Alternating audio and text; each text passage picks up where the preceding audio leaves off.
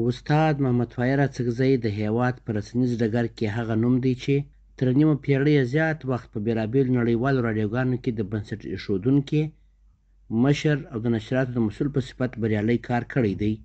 نوموړی په 1383 کال په کندهار ښار کې زیږېدلی او د کابل پوهنتون د حقوقو پوهنځي څخه د لیسانس سند اخیستی دی.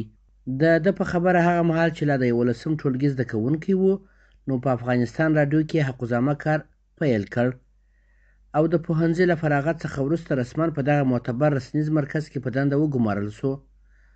ښاغلی اڅکزی په 1980 کال کې د افغانستان راډیو لخوا لندن ته د یو لنډمهالي ژورنالیستي کورس او بیا هلته د پښتو لپاره د BBC راډیو د خپرونو د پیلولو لومړی کسانو څخه شمیرل کیږي، چې په خبره یې یعقوب کاکړ، نبی مصداق او ډاکټر محمد حسن کاکړ هم په دې پروګرام کې ملګري وو.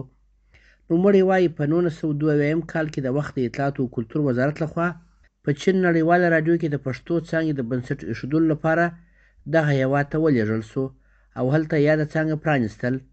بالاخره یې په 1988 کال په امریکا غږ راډیو کې خپلې راډیوي چارې پسې وغځولې.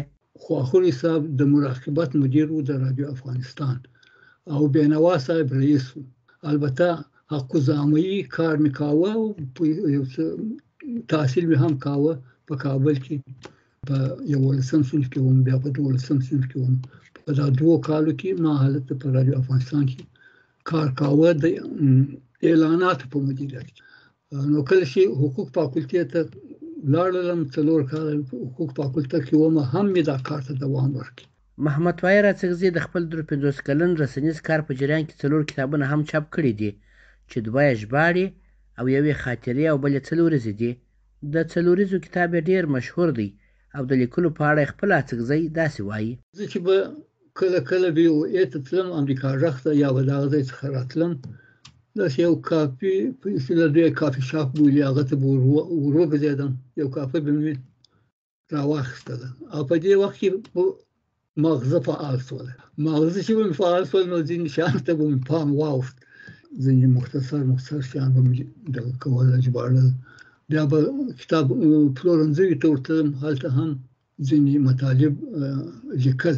څلوریزې مې هم هغه وخت چې کافي شاپ ته به ورغلم، کافي باندې به مصروف وم، څښله به مې، یوه څلوریزه به هم دماغ ته راغله. نوموړی له افغان ځوانانو غواړي چې ناهیلي نشي او په هر ډول سختو شرایطو کې د کوښښ لمن ایله نه کړي.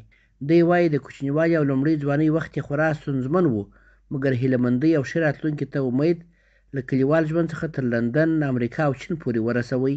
زه داسې یو کس یم چې د دنیا په ډېر خوار غریب وروسته پاته کلي کې پیدا شوی یم، اما اوس سرنوشت راوستلم دغه تر ټولو مترقي دنیا ته چې د امریکا ژوند دی.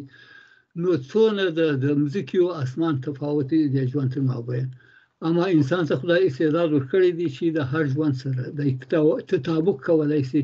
استاد محمد طاهر اڅکزی له تېرو 8 کالو راهیسې تقاعد او پر کور ناست دی، مګر قلم یې له لاسه نه دی غورځولی. همدا اوس یو کتاب لیکي او پر فیسبوک پاڼه خاطرې او څلوریزې خپروي. افغان ژورنالیستان او د محمد طاهر اڅکزي اورېدونکي او د دوی د کتاب مینوال یې رسنیز او قلمي کار ته په درنه سترګه ګوري او د ښې روغتیا هیله یې کوي.